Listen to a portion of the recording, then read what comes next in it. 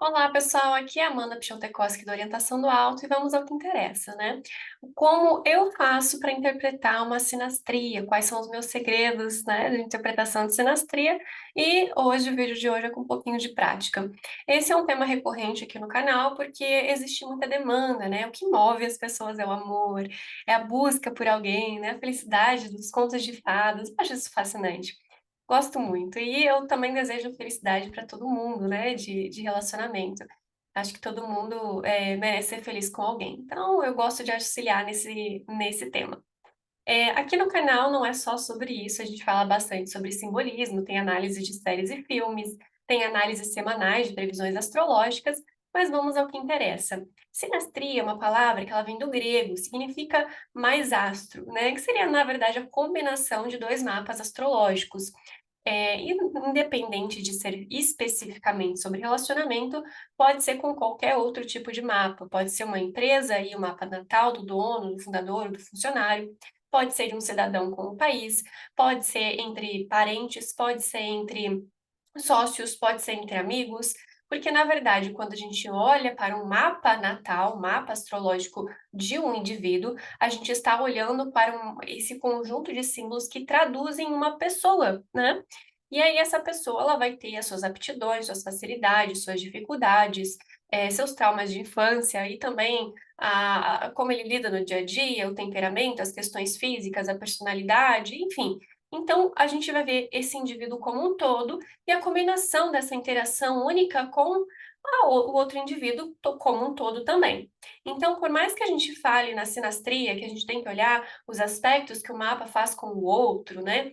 Basicamente, a maior parte, né, só analisa isso, e se esquece que, por mais que às vezes tenha ali uma quadratura com Marte e o Mercúrio, indicando às vezes algum conflito, uma dificuldade na comunicação, mas de repente os dois são excelentes oradores, as duas pessoas dessa sinastria sabem se virar muito bem, têm uma postura adulta dentro dos relacionamentos, observando essas dificuldades que elas podem ser contornadas. Então, a primeira dica fundamental é não fique olhando somente pontinhos e pontinhos. Ah, eu quero saber se aquela pessoa ela vai ser um relacionamento frutífero, se vai dar certo, se essa pessoa tende a ser um bom parceiro comigo. Esquece primeiro isso e olhe o mapa dessa pessoa, tá? Então, a primeira é lembrar que são dois indivíduos completos que se relacionam.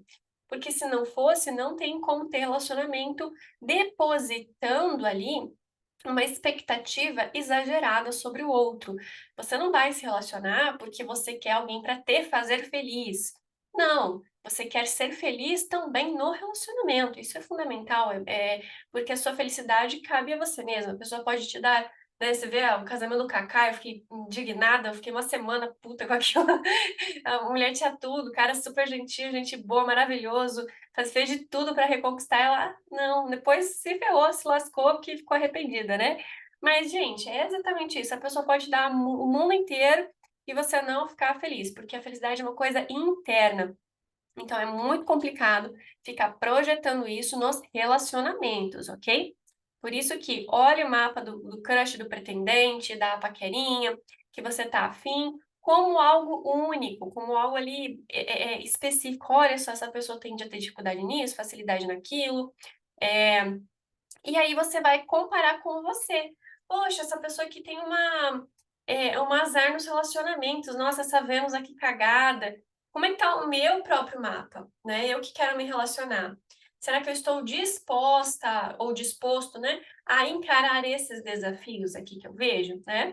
E aí, claro que a gente exige um pouco de treino, um pouquinho de aptidão, um pouquinho ali de conhecimento astrológico. No básico, de uma forma geral básica, eu sempre falo que eu vou fazer um vídeo específico sobre essas dicas mais básicas, tá? Para quem não sabe nada de astrologia. Fica aí que vai ter exemplo, vamos com calma. É, do básico você vê, por exemplo, a harmonia. A harmonia é em trígono. Trígono é tríplice do mesmo elemento. Então, signos que são compatíveis, signos de fogo são compatíveis, signos de ar são compatíveis, signos de terra são compatíveis, e não somente o signo solar ou o signo ascendente, mas também as Vênus em trígono, ou Lua em trígono, ou Mercúrio em trígono. Tudo isso pode ser mais favorável, mais fácil de se comunicar com essas pessoas. Mas é claro que, assim como você é um mapa inteiro, outra pessoa é um mapa inteiro. Então, às vezes, a pessoa pode ter muito fogo no mapa e não ter tanta expressividade colérica, tá bom? Então, vamos com calma, vamos com calma. Outro ponto é, independe de mapa, mas o mapa ajuda a gente a ter noção disso, que é a questão sistêmica, que eu trabalho muito com isso, que das constelações familiares, do Bert Hellinger. Eu não chego, às vezes, a necessariamente abrir um campo e colocar bonequinho e não sei o que, vai ser sua mãe, seu pai, vão fazer... Não. Às vezes, com uma história, a gente já libera a pessoa, entende? Reconhecendo o mito, a gente consegue se afastar e parar de repetir um padrão. Então, a tendência de repetição de padrão familiar é muito grande ainda, é muito alta ainda, porque o nível de consciência que nós estamos não está permitindo um avanço nisso. Se você está aqui me assistindo, provavelmente você já esteja percebendo alguns padrões familiares aí. Eu vou manifestar aquilo que eu aprendo. Então, se meus pais tiveram conflito, se meu pai não tinha autoridade, se minha mãe não tinha autoridade, se meu pai deu no pé, se minha mãe não foi uma boa mãe, logo, no meu relacionamento, eu vou projetar essas carências ou, de repente, acabar repetindo esse padrão, né? Ou as duas coisas juntas. Então, é fundamental ter consciência disso e procurar alguma ajuda especializada nesse sentido, né? Ou de repente parar para refletir. E a partir do momento que você reconhece isso, aceita isso, a possibilidade, a probabilidade de você parar de repetir esse padrão, ela é infinitamente maior do que, ah, não, eu sou ótima no relacionamento, sou perfeita, eu não sei por que que ninguém dá certo comigo, entendeu? Não é assim, tá? Todo mundo tem que se responsabilizar, nem que seja pelo valor próprio de merecer um bom relacionamento. E isso não exclui, não exime um relacionamento de ter conflitos, problemas ou algum tipo de atrito. Até porque toda a relação, ela é conflituosa porque são pessoas diferentes, entende? São pessoas diferentes. E não tem problema nenhum nisso, tá? Não tem problema nenhum nisso. O que não dá é para ficar de ofensas, né, agressões, aí já não é um relacionamento bom. Mas, de repente, haver discordâncias, né, algum tipo de um conflito ali mais brando, né, às vezes até mais caloroso, mas que não agrida um ao outro, faz parte. Porque o relacionamento ele está além de tudo isso, né? É muito além de tudo isso. É você poder ser honesto, sincero e poder resolver as situações que são desagradáveis e saber comunicar isso também, ok? Enfim, vamos ao que interessa, tá? Eu vou colocar essas dicas em prática agora em dois exemplos que eu vou trazer para vocês. Então, mapa como um todo, ok? Dentro de uma visão do indivíduo. Então, as mentalidades, o temperamento, as motivações, depois a gente vai ver também. Tem questão geracional também, se tem uma grande diferença de idade, mas esse exemplo que eu peguei é uma diferença menor de idade. Ah, mas o contexto geracional de ambos é importante também. Depois a questão é, das questões sistêmicas de ambos, né? E por último, mas não menos importante, é que a gente vai ver ali os aspectos entre os mapas. Mas assim, mapa composto, gente, também é uma outra técnica astrológica fundamental. Aí a gente tem várias outras coisas. Relacionamento kármico, relacionamento isso, relacionamento aquilo, porque é meu gêmeo de alma. Nossa, eu vi esse termo esses dias, eu nem conhecia o tal do gêmeo de alma e é, a- a- atendendo e aprendendo, né? Enfim, vamos lá, gente. Então, a gente vai ter o mapa primeiro feminino, é, 1/2 de 73. Hum, o horário agora, eu não lembro.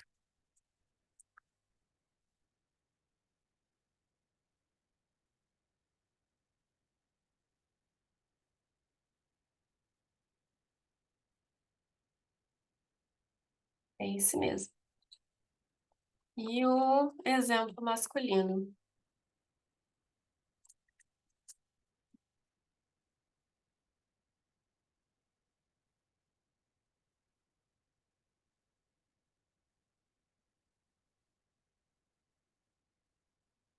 Ótimo. Então, vamos ver os dois mapas como um todo, ok?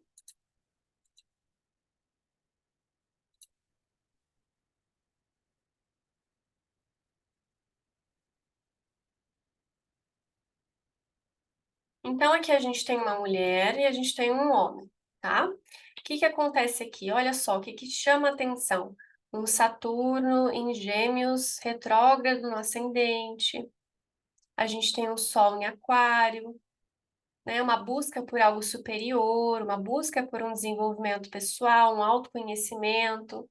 Às vezes pode ser uma busca religiosa ou uma busca acadêmica que a gente tem aqui, né? Esse Sol debilitado pode indicar uma dificuldade com o masculino, com homens no geral. O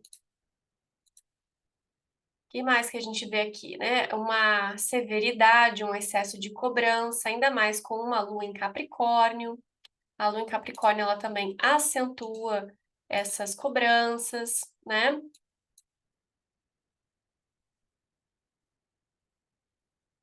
Então, é uma pessoa que se cobra muito, que vai levar relacionamento como algo muito sério, é algo que vai fazer parte do desenvolvimento pessoal dessa pessoa. Aqui, ó, porque o regente dessa casa 7 ele tá aqui, ó, conjunto com Vênus e conjunto com a Lua. Então, ela vive para um relacionamento, é muito importante para o desenvolvimento de alma dela, mas ela tem uma certa dificuldade aqui, tá? O regente desse ascendente, que é o Mercúrio, ele tá aqui na casa 9.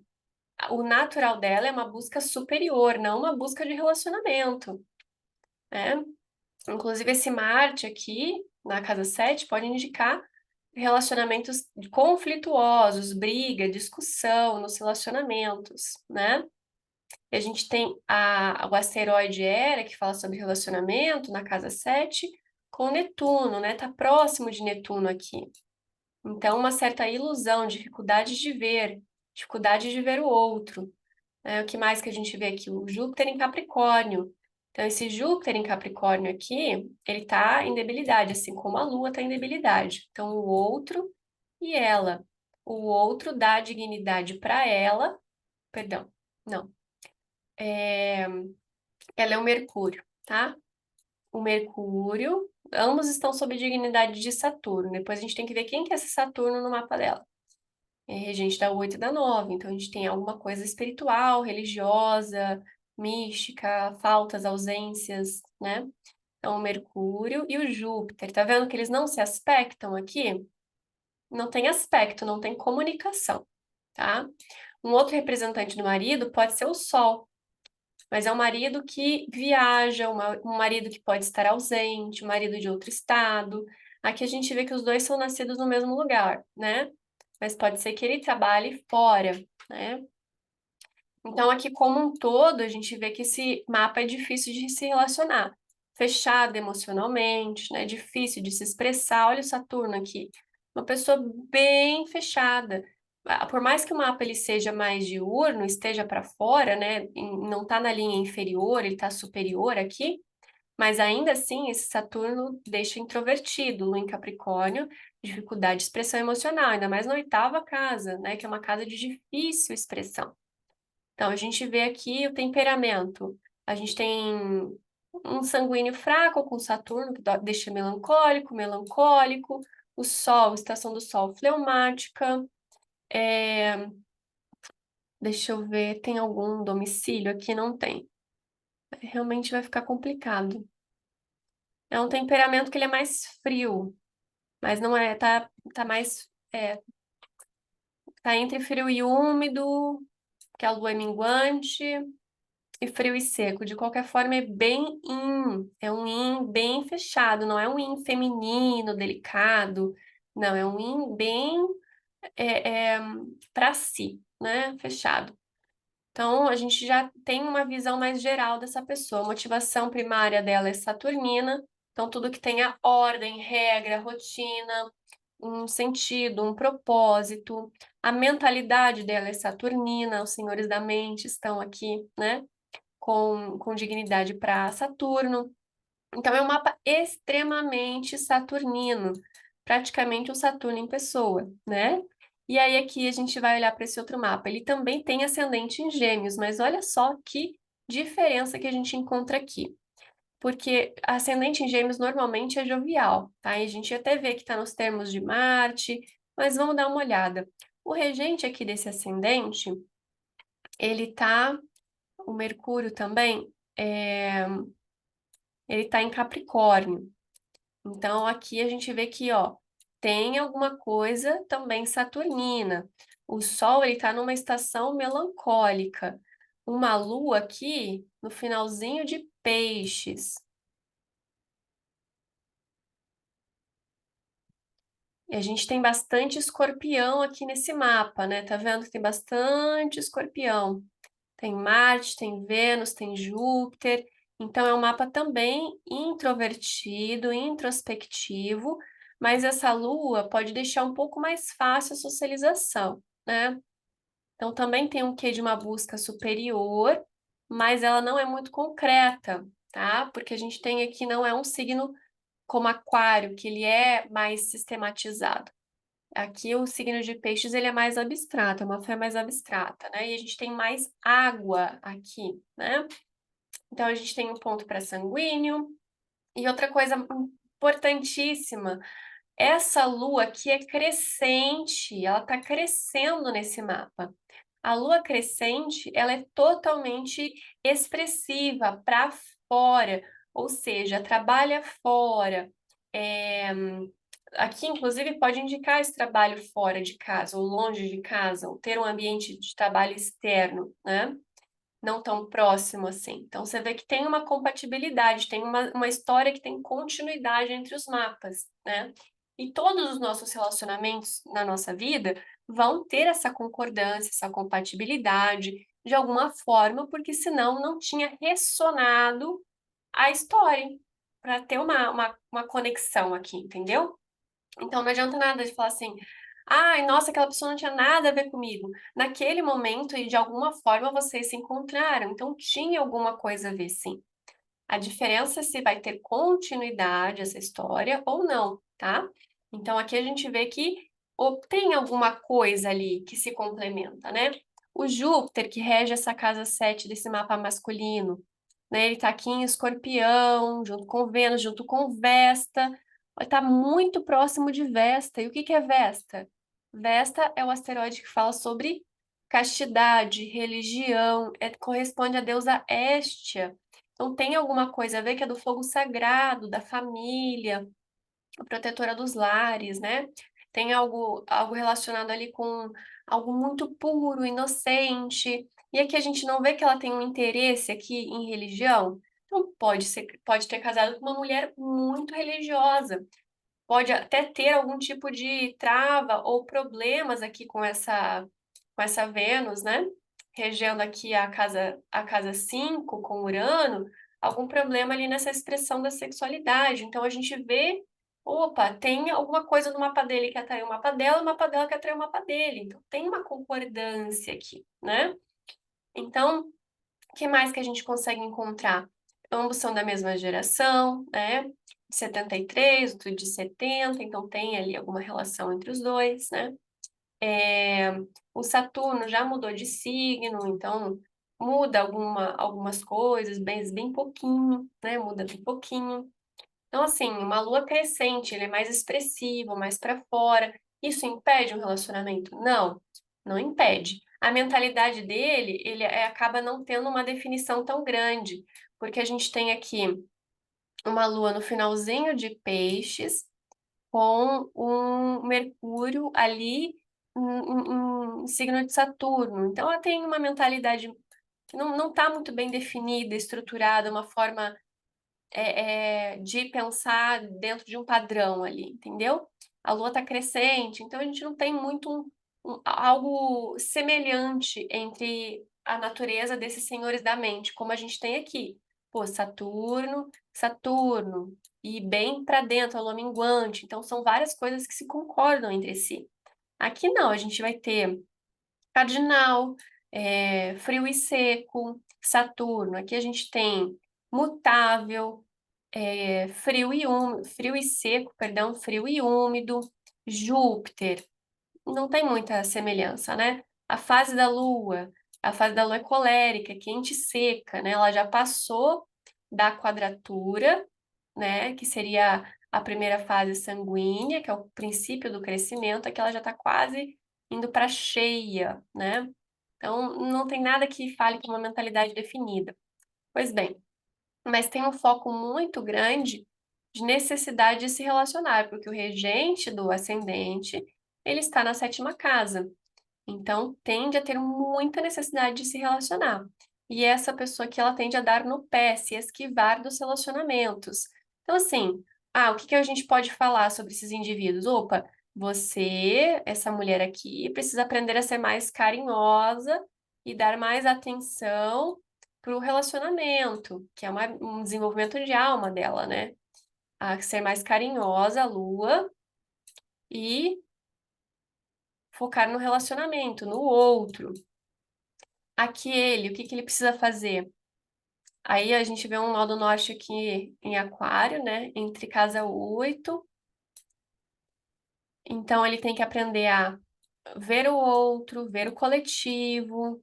É, a gente vê aqui também a casa 8, ver o que é essencial e o que não é, entende?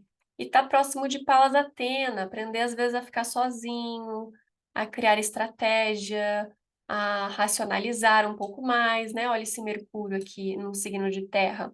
Aterrar, né? A gente tem uma busca aqui por algo mais yang. Por mais que tenha um Sol em Sagitário que seja yang, todas as outras expressões estão em signo yin, tá vendo? Signo yin, em signo feminino, em signo frio, entende? Então a gente vê algumas coisas que um pode aprender com o outro, né? Ensinar o outro. E o que que vai talvez ser incompatível aqui? Ela é mais na dela e ele tem muita necessidade de se relacionar. Embora tenha esse foco no profissional aqui, mas ainda assim o regente do ascendente na 7 e essa movimentação de casa 5 traz uma necessidade muito grande de relacionamento. E para ela, relacionamento é sinônimo de conflito. O que mais que a gente vê aqui na questão da visão sistêmica? Porque aqui a gente vê os mesmos eixos sendo regidos aqui, ó, Mercúrio e Mercúrio, Júpiter e Júpiter. Então, eu tendo a me comportar como meu pai e acabo me relacionando com uma pessoa parecida com a minha mãe, né? Pode ter essa semelhança. E aí, ó, não se encontram, né? Não tem uma visão de um com o outro aqui, novamente. Então, uma tendência muito grande de repetição de padrão familiar nos relacionamentos. De repente, um homem autoritário, né? Um homem ali ausente, pode ser, né? Aqui a gente vê a, a tendência aqui de. Cadê? Me perdi. A, dos pais, né? Aqui a gente já vê uma mudança nos eixos de Marte e Vênus. Aqui a gente pode ter uma inversão dos papéis, uma mãe que foi pai e um pai que foi mãe. Então, uma mãe mais autoritária e um pai mais, de repente, até mesmo ausente, né? Aqui Marte está em Escorpião, assim como Vênus está em Escorpião, né? Olha só. Mas a gente tem um Urano aqui na casa 4, pode indicar uma ausência, né? A gente tem algumas dores e dificuldades aqui. Então, pode ter alguma dificuldade aqui nessas questões familiares também. Veja que o o Plutão do mapa masculino tá no finalzinho de Virgem e o Plutão dela tá no comecinho de Libra. Por mais que os dois sejam praticamente da mesma geração, ele pode ser que tenha alguns traços da geração anterior e isso também pode dificultar na comunicação dos dois. Eu sei que tem muita linguagem astrológica aqui, mas é assim que funciona uma boa interpretação. Eu poderia passar para vocês uma coisa muito mais fraca de conteúdo, simplesmente a gente olhando a sinastria entre os dois, ó. Olha só, opa, Sol em oposição com Saturno, né? Então a gente tem aqui Hum, Sol em oposição com Saturno.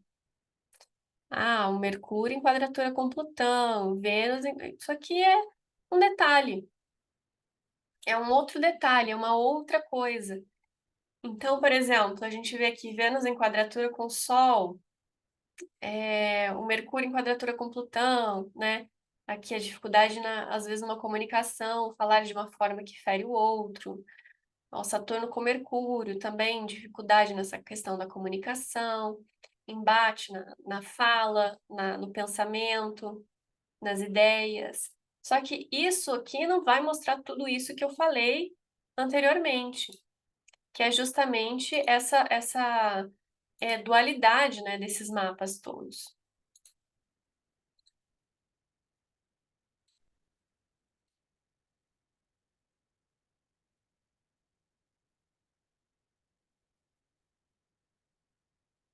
De algo mais sistêmico, algo mais profundo, algo mais relacionado à visão como um todo. Só de ver assim esse todo já dá para imaginar como é a relação e a dinâmica de relacionamento.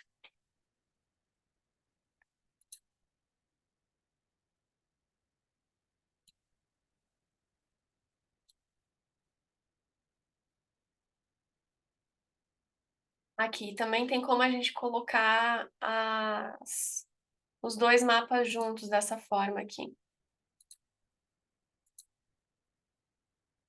Aí a gente vê, opa, o sol dele está na casa 7 dela. Faz quase uma conjunção com Marte, mas está próximo de Era. Então tem alguma coisa a ver com relacionamento mesmo, né? Muito provável que ela se casasse com um sagitariano. O que mais que a gente vê aqui? De semelhanças, né? Muito interessante observar isso. A gente vai ver as quadraturas, né? Como foi dito, tinha a oposição, o Sol dele com o Saturno dela. Essa oposição de Sol com Saturno, ela pode indicar ali que ela cobre ele, ela faça com que ele se sinta cobrado. Isso faz parte em todo casamento, né? A mulher sempre tem que cobrar o homem. Ai, ai. Cadê aquele outro aspecto que a gente viu de Mercúrio, né? Aqui, ó, 4. O Plutão dela fazendo uma quadratura com o Mercúrio dele, né? Então traz uma transformação, uma coisa forte, profunda na forma como ele se expressa e pensa.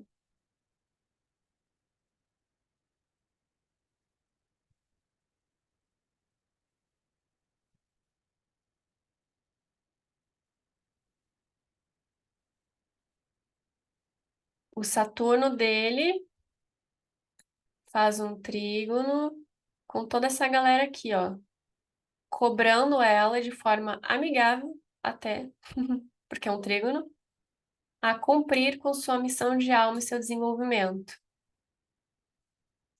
E o dela, cadê o norte dele? Aqui, ó, com o dele. Só que uma orbe bem maior, né? Bem maior essa orbe.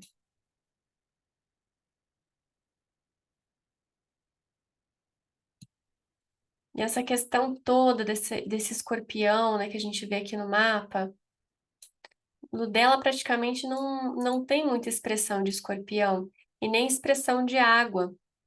A gente vê que ela tem o nó do sul em câncer, então tem alguma coisa que era água demais, era sentimento demais, era lua demais, e ela precisou secar, estruturar, amadurecer, se responsabilizar.